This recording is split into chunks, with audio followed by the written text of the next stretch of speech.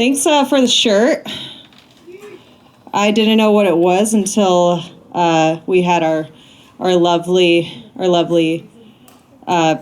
person, I don't know what to call it, come up here and explain it to us. I thought it was so many asses. Rectum time. That was my best guess, but way much of a better cause. Go art. I really feel at home. I'm from Vegas. Didn't grow up in the best area, and I was the minority. I was the white kid, and my last name is Venghaus. So in my homeroom, it was Vargas, Vegas, Vasquez. So I kind of have a thing for Mexicans. Because, in your homeroom, you're like, okay, who do I got? Who's going to sit next to me? Who's going to be to the left, to the right? You hope it's like your crush. You're like, why does their last name start with a D? No, nobody ever had that thought. Just me? Okay, cool, yeah. I saw like a lot of Dodger hats, really digging that. I'm a huge LA fan. I put a tattoo, I marked myself on the back of my neck so my dad would love me more. It worked. I just turned 30 2 weeks ago. Thank you for cheering. I really needed that. Not handling it very well. This is how I'm handling it. I had my first Botox appointment today. Yeah. I was like, okay, I guess it's time, I have to stay young for my sugar daddy. But I went in there and I was like, I don't know if this is a Reno thing, but they were like, okay, make an angry face, make a sad face, make a happy face, make a dick-sucking face. And I was like, what? Okay. They're like, we know that that's another common expression that, you use. And I was like, well, you're not wrong. So we have to test that out later tonight, Michael, see if I could still do that. So I'll just look like deadpanned, but it'll be just like you were in college. I'm just kidding. He's a great guy. We could all laugh a little bit. The worst part about getting Botox is that I hate needles, and I don't hate them like when people say they hate them, like I faint every single fucking time. But what I hate even more is when people tell me, well, just look away. Of course I look away. I've never seen a needle in my fucking life. That's rule number 1. I close my eyes every single time. The only reason I know what a needle looks like is from like the album of the Blink-182 with the nurse. She's holding a needle. I'm like, damn it, I saw one.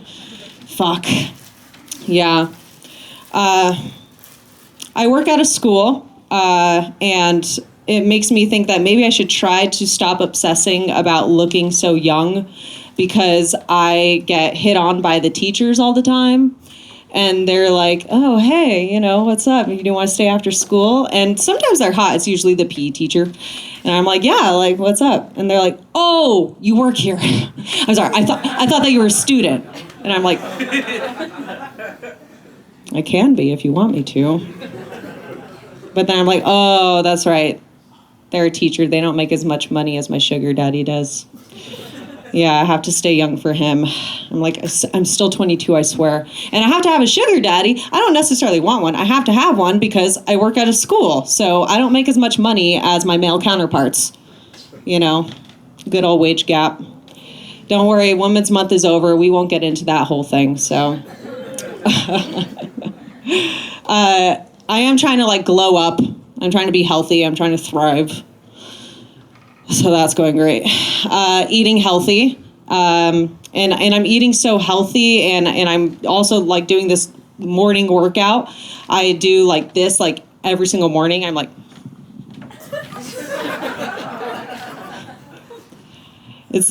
you guys laugh. It's not dirty. I'm unclogging my toilet because I'm eating so healthy, and my shits are so big that I have to unclog my toilet every morning. And hand jobs are for noobs. Okay.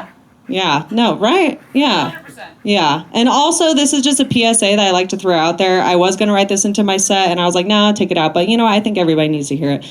Ladies, and this goes for men, too.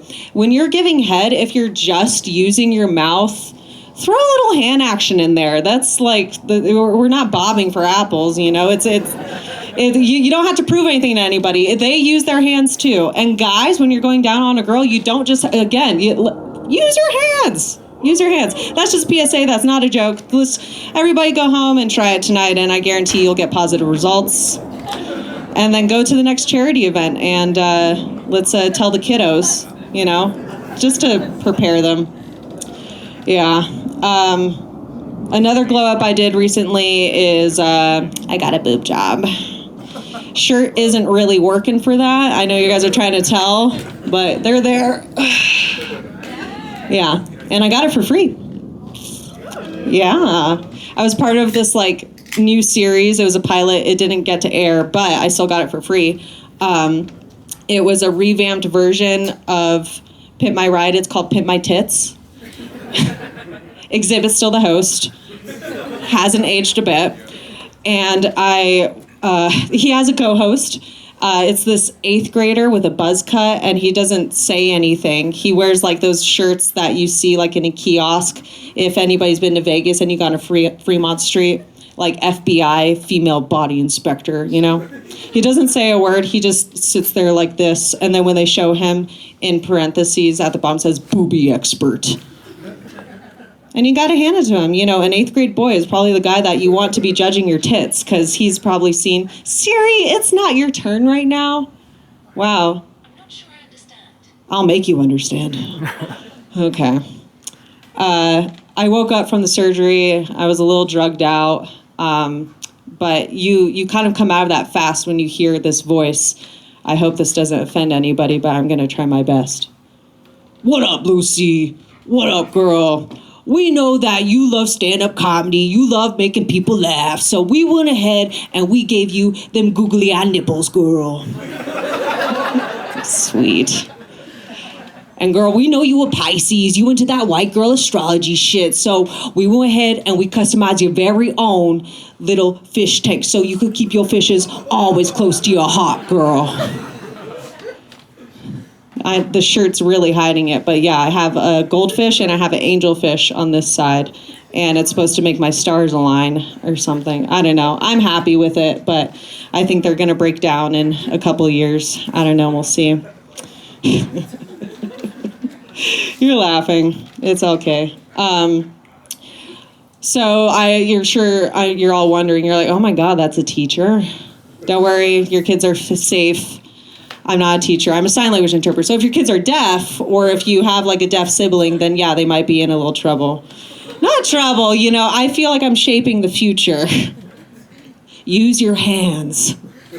That's a pun, and I just came up with it, and I'm pretty proud of myself because I'm smart.